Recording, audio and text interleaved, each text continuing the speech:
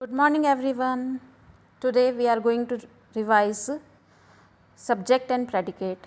कल जो हमने subject और predicate पढ़ा था उसको हम थोड़ा सा रिवीजन करते हुए आगे के ग्रामर के टॉपिक की तरफ बढ़ेंगे, लेकिन सबसे पहले हम लोग subject and predicate को एक बार रिवाइज कर लेते हैं ताकि अब हमारे दिमाग में ये रहे कि what is subject and predicate. Because sentence इसी से बनता है, पहले सब्जेक्ट और प्रेडिकेट को कंबाइन करने पे ही एक सेंटेंस बनता है। जिसके बारे में हम जो बात कर रहे हैं दैट इज़ सब्जेक्ट, और जिसके बारे में हम क्या बात कर रहे हैं that is predicate. For example, the teacher give her student homework. Here in this example, the teacher is subject and the left sentence is predicate. Teacher ने स्टूडेंट को होमवर्क दिया। किसने होमवर्क दिया? द टीचर ने। Teacher ने दिया है तो वो सब्जेक्ट हुआ, और टीचर ने क्या दिया है? स्टूडेंट को होमवर्क, तो ये क्या हो गया? Predicate. I enjoy pizza with pepperoni and extra cheese. तो आई मतलब मैं पिज़्ज़ा को पेपरनल और चीज़ के साथ इंजॉय करती हूँ। तो आई सब्जेक्ट में अपने बारे में आप जानकारी दे रही हूँ, और जो जानकारी दे रही हूँ that is predicate. So subject name something और समवन हु, किसके बारे में हम बात कर रहे हैं? जिस भी सब्जेक्ट के बारे में, जिस भी चीज़ के बारे में हम बात कर रहे हैं that is subject. Predicate tells what something और समवन डज, मतलब सब्जेक्ट क्या कह रहा है और क्या कर रहा है। What is subject is doing और telling us is predicate. Okay, और इससे रिलेटेड अगर आपको कोई भी प्रॉब्लम हो प्लीज़ मेरे कमेंट सेक्शन में आप लोग बताइएगा, मैं यहाँ पर आपको सॉल्व करके बताऊँगी। So today we are going to discuss parts of speech. Parts of speech को हम इस तरह से डिफ़ाइन करेंगे कि एक जो सेंटेंस होता है उसके अंदर डिफरेंट टाइप्स के पार्ट्स ऑफ स्पीच होता है। पार्ट्स ऑफ स्पीच से ही एक सेंटेंस मीनिंगफुल बनता है। उसके अंदर क्या यूज़ हुआ है, कौन सा पार्ट ऑफ स्पीच यूज़ हुआ है, ग्रामेटिकली वही सेंटेंस मीनिंगफुल बनता है जिसके अंदर पार्ट्स ऑफ स्पीच यूज़ होते हैं। The part of speech indicates how the word function in meaning as well as grammatically within the sentence. मतलब ग्रामेटिकली कैसे वो सेंटेंस मीनिंगफुल बन रहा है वो किससे इंडिकेट होता है? हमें पार्ट्स ऑफ स्पीच से। तो how many parts of speech in our English language? They are 8 part of speech in our English language. what are they? That are noun, pronoun, verb, adjective, adverb, preposition, conjunction and interjection. So today we are going to discuss about noun. As we say, noun is a very simple thing. Everyone knows what is noun, but in our English grammar, noun is a name of place, animal, thing, etc., etc. But noun itself is a very big topic if we discuss in a very elaborate way. अगर हम noun को discuss करें तो noun itself एक बहुत बड़ा topic है, क्योंकि हमें ये आइडेंटिफाई करना होता है वो कौन सा नाउन है, क्योंकि नाउन के भी बहुत टाइप्स होते हैं, 10 टाइप्स होते हैं नाउन के भी। So today we are going to discuss about noun. A noun is a word that names something such as a person, place, thing or idea. In a sentence, noun can play the role of subject, direct object, indirect object, subject complement, object complement, apposition or modifier. Means we read it again. A noun is a word that names something such as a person, place, thing or idea.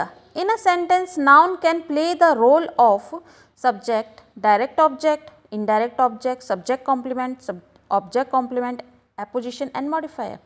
तो noun एक sentence के अंदर direct भी use होता है, indirect भी use होता है, एज अ ऑब्जेक्ट भी यूज़ होता है, एज अ कॉम्प्लीमेंट भी यूज़ होता है, एज अ सब्जेक्ट भी यूज़ होता है। नाउन एक सेंटेंस में बहुत बड़ा इंपॉर्टेंट रोल प्ले करते हैं, लेकिन डिफरेंट रोल प्ले करता है।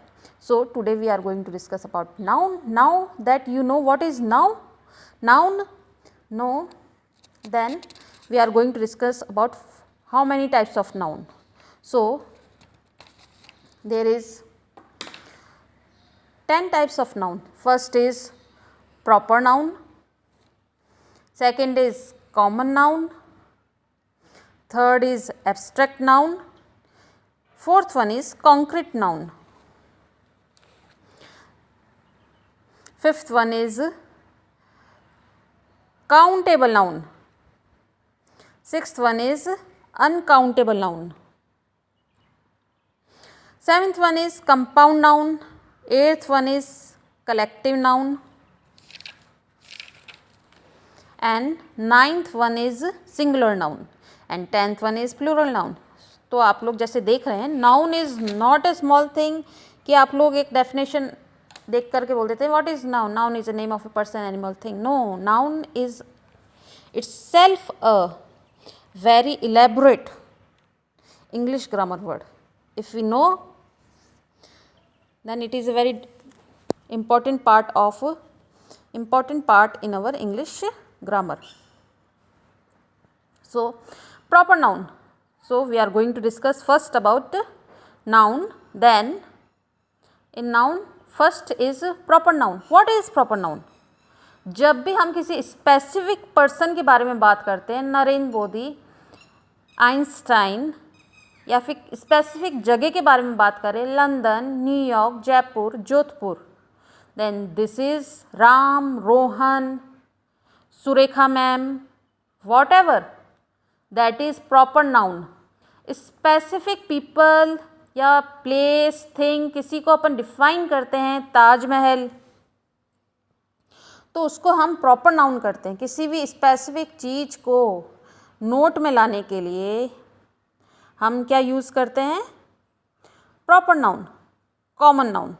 अब next one is common noun. Common noun मतलब जो कि सभी लोगों के लिए यूज़ में आता है.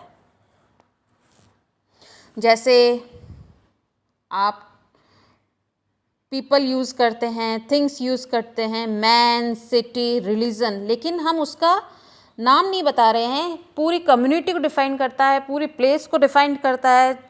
तो उस चीज़ को हम क्या बोलते हैं जो कॉमनली सबके लिए यूज़ होता है. ऑल एनिमल्स, ऑल पीपल, इन सब चीज़ों के लिए इकट्ठा एक साथ यूज़ होता है, उसको हम क्या कहते हैं? Common noun. Now third one is abstract noun. जो भी हम इमोशंस यूज़ करते हैं अपनी लाइफ में, लव का, बिलीफ, लव, प्राइड, हैप्पीनेस, जो भी इमोशन हमारी लाइफ में होता है, वो उसको क्या कहते हैं हम? Abstract noun. So, proper noun is used for a specific people, place and thing. Common noun is used for non-specific people, place, thing or ideas, man, city, religion. Abstract noun, something that can you perceive with your five senses, belief, love, pride, happiness, etc. Fourth one is concrete noun, something that you can perceive with your five senses, means apple, lion, eyes, flower. And fifth one is countable noun. Countable noun means pencils हैं, जिसको, जिस चीज़ को, जिस thing को, जिसको हम count कर सकते हैं, that is countable noun. Means pencils, कुछ भी ले, बॉल, जिसको भी हम काउंट कर सकते हैं, that is countable noun. Sixth one is uncountable noun. Milk, music, food, water, that can not be counted, that is uncounted. जिसको हम काउंट नहीं कर सकते, फूड, वाटर, मिल्क, म्यूजिक, ये that is uncountable noun. Seventh one is compound noun, made up of 2 or more smaller words. Means जब 2 meaningful words आपस में join करके 1 मीनिंगफुल वर्ड्स बनाते हैं, तो उसको हम क्या कहते हैं? Compound noun. made up of 2 or more smaller words, that is textbook, snowball, seafood, sea plus food is equal to seafood, sun plus flower is equal to sunflower, that is compound noun. Collective noun, refer to a group of things as one whole, means bunch, audience, flock, group, family. एक word से हम जब पूरी community या फिर पूरे group को define करते हैं, पूरी जगह को डिफ़ाइन करते हैं, पूरे पर्सन्स को, प्लेस को डिफ़ाइन करते हैं, जैसे flock of ship, bunch of grapes, audience, group of people, family, उसको हम क्या कहते हैं? Collective noun. Now singular noun refer to one person, place, thing और आइडिया। किसी भी वन पर्सन को हम इंडिकेट करते हैं, जैसे a dog, a cat, a monkey, the ship, the hero, that is singular noun, क्योंकि हम एक ही चीज़ को इंडिकेट कर रहे हैं उसमें से। प्लूरल नाउन जब मोर देन 2 पर्सन्स को, 3 पर्सन्स को इंडिकेट करते हैं तो उसको हम प्लूरल नाउन बोलते हैं। Refer to more than 1 person, place, thing और आइडिया। डॉग्स, 2 डॉग्स हो सकते हैं, 3 डॉग्स हो सकते हैं। Cats, ships, that is plural noun. So today we are discussing about parts of speech. Parts of speech. And in the parts of speech we are discussed today noun. What is noun? The name of a person, place or animal or thing. That is a simple definition of a noun, but noun is not limited to this definition. Noun can be a direct object in a sentence, noun can be indirect object in the sentence, noun can be complement in the sentence, noun can be modifier in the sentence, noun can be appositive in the sentence, noun can play a role of the subject in the sentence. So noun itself is a very elaborate word. Now how many types of noun? There are 10 types of noun. First is proper noun, used for a specific people. Second one is common noun, used for non-specific people. Third one is abstract noun, used for the 5 senses emotions that we feel, belief, love, pride, happiness, etc. That is abstract noun.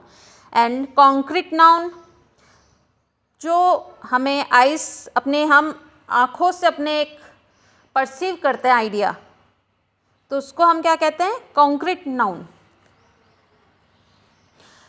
Fifth one is countable, जैसे जो भी चीज़ हम count कर सकते हैं that is countable noun.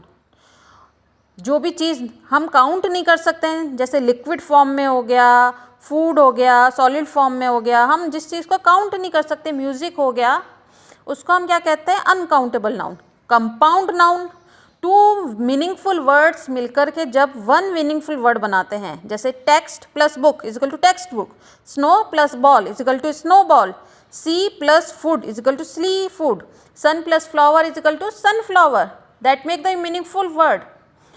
Made up of 2 और मोर smaller word, दो छोटे स्मॉल वर्ड से जो एक वर्ड बनता है, that is compound noun.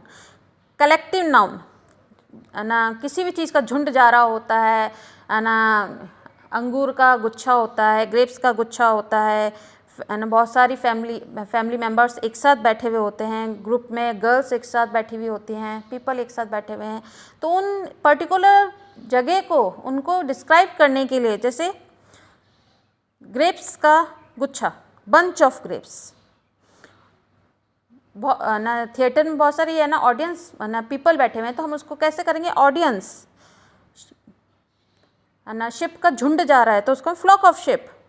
Peoples बैठे हुए हैं, बहुत सारे लोग बैठे हुए हैं, तो group of people.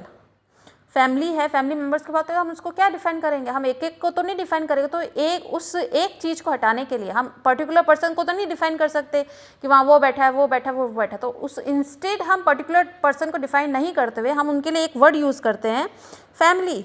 Bunch, audience, flock, group, family, ऐसे ही बहुत सारे होते हैं जिनको हम डिफाइन करते हैं। उसके बाद हम पढ़ेंगे singular noun. Singular noun, a ship, a dog, एक पर्टिकुलर चीज़ को डिफाइन जो करता है, एक पर्टिकुलर चीज़ को जो भी डिफाइन करता है, that is singular noun. Plural noun, 2 से ज़्यादा, more than 1 person, that is कोई भी थॉट हो सकता है, कोई भी आइडिया हो सकता है, शिप्स होता है, cat, that is plural noun. So today आज हमने नाउन डिस्कस किया है, that is parts of speech, first part noun. Then tomorrow we are going to discuss about pronoun. अगर नाउन से रिलेटेड आपको कोई भी प्रॉब्लम हो तो मुझे आप कमेंट सेक्शन में बताइएगा, मैं आपको उसको प्रॉब्लम सॉल्व करूँगी। और कोई भी बच्चा कोई भी मुझे आगे कोई भी वीडियो बनाने के लिए आप बोलें, बीए के लिए, एमए के लिए, कोई भी कोर्स से रिलेटेड, कोई भी फोनेटिक्स समझ लीजिए, आप लिटरली फॉर्म्स के वर्ड्स समझ लीजिए, कोई भी आप समझना चाहते हैं तो मैं उसका वीडियो बना करके अपलोड कर दूँगी। आप मुझे कमेंट सेक्शन में बता सकते हैं मैम आप इस पे वीडियो बनाइए, इस पे वीडियो बनाइए, तो मैं आपको हेल्प कर सकती हूँ आपके नॉलेज को ग्रो करने के लिए। So thank you so much. लेकिन जाने से पहले मैं आपसे चाहूँगी कि आप मेरे चैनल को सब्सक्राइब करिए, लाइक करिए और शेयर करिए। Thank you.